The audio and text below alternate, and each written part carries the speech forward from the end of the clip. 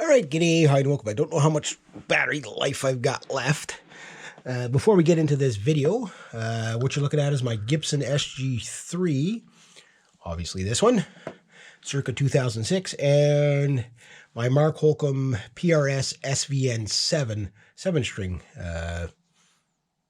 but 2 years old now. Yeah, so 2022, I guess, is when I got that one. And the topic is, I'm kind of stealing from somebody else's video because I thought it was kind of a good topic. And the topic was, how much is too much for gear, right? And for me, I'm going to title this something along of why you should buy the most expensive guitar and how much is too much. Kind of that way I'm not completely stealing the other guy's idea, but he made some points that I thought were good. And I'd kind of like to add on to that. Musical gear is ridiculously overpriced. Especially people that are non-musicians, they don't understand it at all. Like, why is this so expensive? That's a waste of money. Like whenever you have a non-musician telling you waste your money, it's just like, why is this person talking to me? I would never spend that much on it. Well, yeah, you're not a musician. Of course you wouldn't. Right. So this is only, their opinions are kind of like, they just don't, they don't even know what they're, what you're paying for or what, they just, I don't even know why they would chime in on it. They're not musicians, but anyway, you get that. Now for the people that are musicians, and you do get that same thing again, where it's like, the second you buy, so especially if it's a Gibson, people tell you how much you wasted your money for buying a Gibson. And then the Gibson haters are just as fanatical as the Gibson fanboys. Now, I like Gibson stuff. I really do. And this guitar, bang for the buck, by today's standards, is actually a really, really sweet deal. It's one of the best playing guitar. It is the best playing guitar I've ever owned. And I mean, when you think about the guitars I've owned and do own, like that's a pretty bold statement. And it's not because I paid more for it. In fact, the guitar beside is pretty much paid the exact same thing. You know what I mean? They're worth the same. So it has nothing to do with that. Rather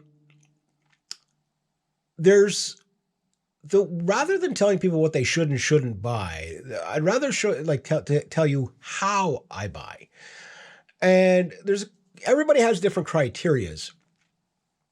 But the first one is probably going to be the price, because when you're a struggling young musician and you don't have a lot of money coming in and you can barely pay your rent and something like that, you're probably not going to, you're going to look for the best bang for the buck is what you're going to look for. Whether you're buying used or whatever. I don't really want to go into the used territory, and I'll tell you why, because used is kind of, it's way too, like sometimes you get like a steal of a lifetime, and other times you buy junk, right? And that is to me, buying used is a different set of rules. Because people will buy something not knowing what they're buying. And you can't, sometimes you get lucky and you buy something really good for the money, but sometimes you don't. You know what I mean? If you buy the wrong tool to the job, so to speak. So I'm talking about people that are buying new, and regardless of the price range. But the first thing is always going to be your finances. Like that's not even your choice. That's you make what you make, and you can allocate whatever money you can allocate, and that's it. Right? So that choice is made for you by your finances. So that dictates a lot of, no matter how much you might want a PRS or a Gibson. Mind you, you can get into PRSs pretty cheap, or less expensive. But even the baseball PRSs are going to be like $600-700 up, right? That's a lot of money, So there's some people like that. That's a lot of money. The question is can they afford the payments per month? And if so, what's the maximum payment they can afford? And if they don't want to do payments, can they just plop down the cash? Whatever. Can they do layaway? Can they, so whatever the payment plan might be, the second thing that, allows you to buy something or doesn't allow you to buy something. Like if I had to do everything cash, you would see this guitar for sure, but you probably wouldn't see this guitar yet because I just can't seem to save up cash as quickly as I can do as easily as I can do payments because something always pops up, right? So I'd rather do a payment over a longer period of time than to try to save up and, whatever. It's just the way I prefer to do it. It doesn't mean it's right, doesn't mean it's wrong. It's just the way I prefer to do it. So once the financial stuff is settled out and you have a budget, let's say you have $5,000-$6,000 just sitting there and you're going to buy whatever guitar you want. Then the criteria doesn't necessarily mean you have to spend all that money on one guitar. Your criteria then should be, well, in my case, what it is what am I getting for my money? Bang for the buck. You know what I mean? And it's only kind of like after I've paid off the guitar. Like right now, I own all my guitars. They're all paid off. The only thing I got to pay off musically is the drum kit, and there's 3 more payments on that. Then once it's paid off, it almost doesn't matter what I paid for it, it seems. Because it's not, oh my God, I spent all that money now, whatever. While you're paying it off, it kind of holds you back from doing other things. And that's the commitment you got to make.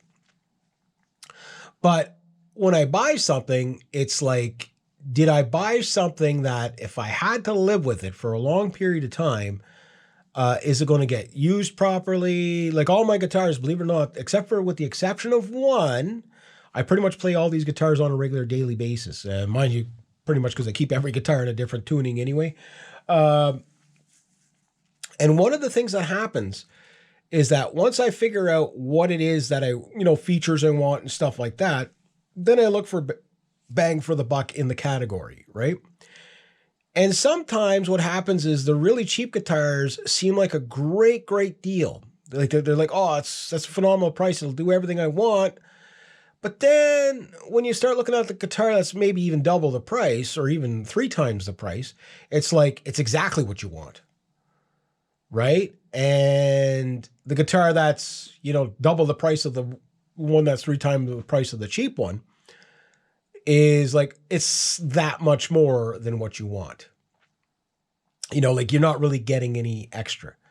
You're paying maybe for cosmetics, maybe you're paying for the limited run, the signature series, limited editions, whatever, And I find that there's guitars that kind of sit in this sweet zone for professional guitars with all the bells and whistles on them. In between that, like kind of $800 to $1,600 range is where you can find most of the best guitars, and you can find an extremely pro guitar between $1,200 and $1,600. That's tax and all.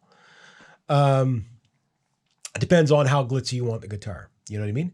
And even at that, you get guitars that are just phenomenal value for the money, even though they might be kind of pricey. But then you're not buying 10 cheap guitars.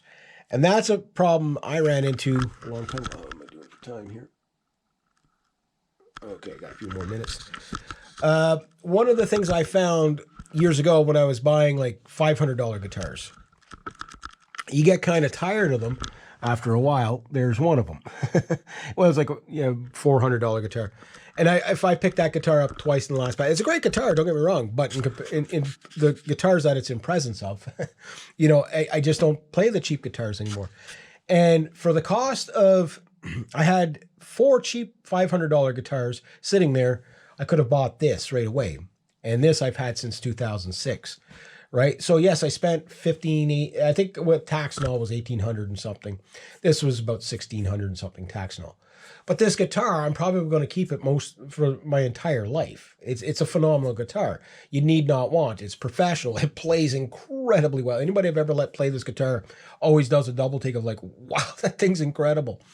I don't like SGs. And then they play that. Next thing you know, they buy an SG because they're like, wow, those things are freaking great.